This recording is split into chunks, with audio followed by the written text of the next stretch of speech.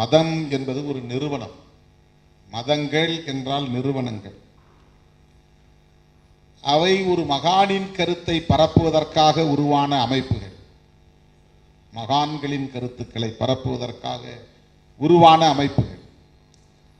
ஆனால் அந்த அமைப்புகள் அதிகாரத்தை மையப்படுத்தி இயங்க தொடங்குகிற போது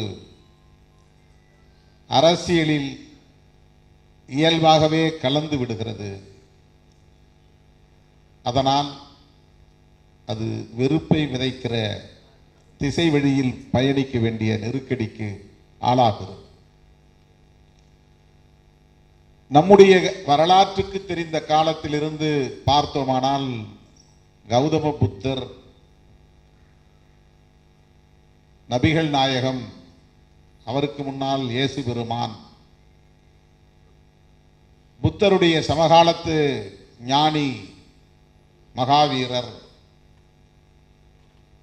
இப்படி சில மகான்கள் இந்த மண்ணிலே தோன்றி இன்றைக்கு நம்முடைய வாழ்வியலோடு இணைந்து நம்மை வழிநடத்தி கொண்டிருக்கிறார்கள். இவர்களின் ஒட்டுமொத்த போதனைகளையும் சுருக்கி ஒரு சொல்லில் சொல்ல வேண்டுமானால் அன்பை விதையுங்கள் என்பதுதான்,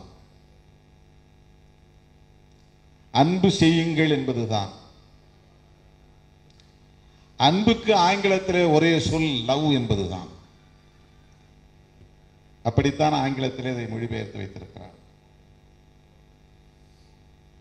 ஆகவே மதங்களை போதித்த மகான்களின் அடிப்படை கருப்பொருள் என்பது, கருத்தியல் என்பது அன்பை விதைப்பதுதான்.